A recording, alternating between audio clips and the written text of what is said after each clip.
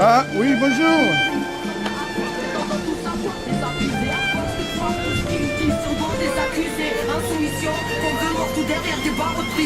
Jean héritière étriquée aux éclats de vérité, mutilée par bien trop d'oppression, arbitraire au raison. Chacun ses schémas, son vécu, ses raisons. Les pays sont sclérosés par des milliers de questions. Les gens voient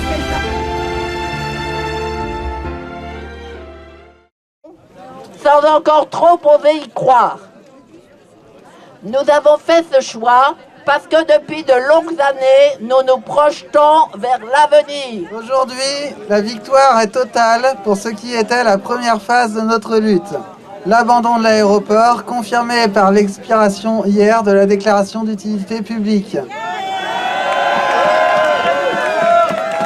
Nous la fêtons ensemble aujourd'hui dans un soulagement immense, dans les cris, les pleurs, les étreintes, avec vous tous, toutes, qui nous avez soutenus. Cette première phase a été une lutte populaire et fraternelle qui, au fil des années, a su faire agir côte à côte ce que nous avons appelé ses composantes, formelles ou moins formelles. Ce sont des paysannes, des propriétaires, des citoyennes de la région, des associations et organisations syndicales, paysannes et ouvrières, environnementales, citoyennes, politiques, d'élus, sans oublier des collectifs à base professionnelle, juristes, pilotes, chefs d'entreprise, les bien nommés naturalistes en lutte, les occupantes venues défendre la zone à partir de 2007, les paysannes de Copain, les 200 collectifs NDDL créés partout en France.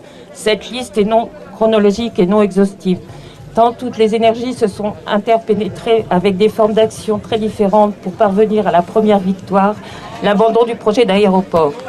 La DUP, cet outil de destruction prémédité, ce véritable vol de terre au profit d'intérêts privés sous couvert d'utilité publique, a expiré hier. Les mensonges de l'État et la faillite de ses procédures de décision ont éclaté aux yeux de tous. Aujourd'hui, le mouvement a dégagé collectivement la D281 pour rendre à ses usagères voisines la possibilité d'une utilisation partagée. Il faut répondre à leurs besoins de circulation et prendre en compte les problèmes de sécurité des riverains. Ralentisseurs, limitation de vitesse, corridors pour amphibiens et autres hôtes du bocage. Tout ceci en discussion entre les services de l'État et les naturalistes en lutte notamment. Les divers chantiers de la remise en état de la route sont en cours.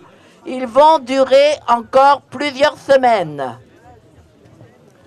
Cette victoire, nous la fêtons dans une ambiance particulière, car nous sommes 3 jours avant le Mardi Gras, en pleine période de carnaval.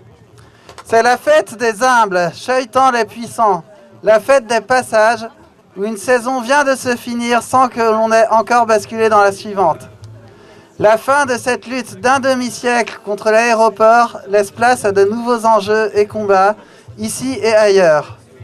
Le carnaval ne célèbre pas un changement d'air, il l'accompagne, voire le suscite. Nous sommes ici pour enraciner l'avenir, car enracinés, nous le sommes depuis longtemps déjà, enracinés par nos pères et mères dans ces landes qu'ils ont travaillées, choyées. Ils et elles sont présentes ici avec nous, comme le sont tant de camarades qui ont puisé sans compter dans leurs forces pour notre lutte. Nous avons une pensée très forte pour tous ceux et celles qui nous ont quittés avant de voir notre victoire. Enracinés, nous le serons plus encore par tous ces arbres dont nous allons prendre soin et que nous planterons dès que le temps le permettra. Alors, au passage, devant la sono, il y a l'accueil des arbres, là. Voilà. Par des collectifs venus d'autres luttes, nous avons très délibérément placé nos fêtes de la victoire sous le signe de la solidarité avec ces collectifs. Cette solidarité s'est construite depuis longtemps déjà, lorsque nous nous sommes rendus compte, très concrètement à travers nos rencontres, que nous racontions tous et toutes la même histoire. Destruction de terres nourricières et de biodiversité, gaspillage d'argent public, mépris des populations, cadeaux à Vinci ou à d'autres multinationales, sans compter la folie des projets liés au nucléaire. Dans notre fête de ce jour, nous avons tenu à laisser une large parole à ces luttes à ces luttes sœurs qui portent leur message depuis ce matin dans les déambulations, qui ont brûlé avec nous les projets dont elles exigent la disparition. Elles nous ont soutenus, nous ont inspirés, autant que nous-mêmes avons pu le faire.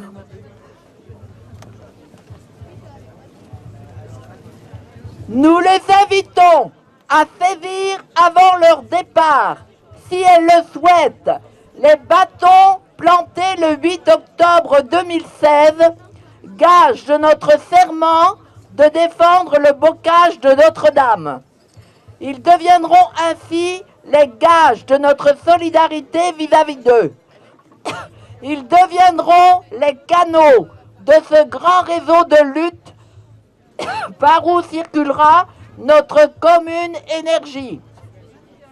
Saluons la présence de camarades en lutte contre différents projets, enfouissement nucléaire à Bure, LGV Lyon-Turin, projet de centrale à gaz en Divisio, parc d'attractions de Guy-Primessac, Central Park de Roibon, ferme des 1000 vaches, etc. Pour toutes ces luttes sœurs, nous sommes là et nous serons là. Alors, en ce qui concerne les principaux éléments sur le projet d'avenir commun pour la ZAD, eh bien, comme on a pris du retard, vous aurez ça cet après-midi. Voilà. Et donc, j'invite, alors, dans l'ordre où je l'ai dit, les luttes qui veulent dire un mot. Alors, il va falloir que ce soit pas très long, hein, mais venez rejoindre la sono ici, s'il vous plaît. Je redis. Douloureusement, chaque plainte classée sans suite, chaque non-lieu est une nouvelle violence qui nous est faite. Cette victoire ne doit pas nous faire oublier la militarisation toujours croissante et l'utilisation par les forces dites de l'ordre d'armes létales expérimentales toujours plus dangereuses. C'est pourquoi l'Assemblée des blessés, des familles et des collectifs contre les violences policières appelle celles et ceux qui refusent de vivre dans un État qui réduit les droits et les libertés, qui mutile et qui tue, à ne pas rester isolés, à s'organiser pour lutter ensemble contre les graves dérives actuelles. Merci de votre attention. Je passe la parole à Manu qui va vous annoncer la semaine de résistance à Nantes.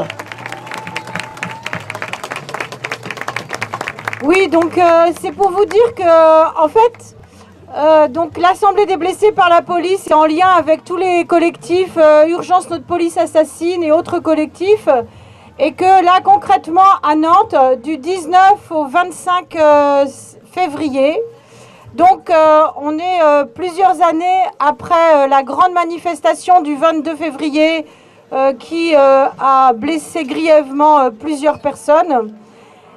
Eh bien, on organise chaque année une semaine des résistances. Et donc, voilà, donc soyez nombreux à venir. Et voilà, il ne faut pas rester tout seul quand on est blessé, quand on est mutilé. Il faut vraiment qu'il y ait des dynamiques collectives.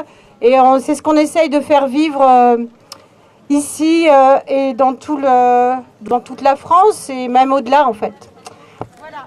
Au revoir.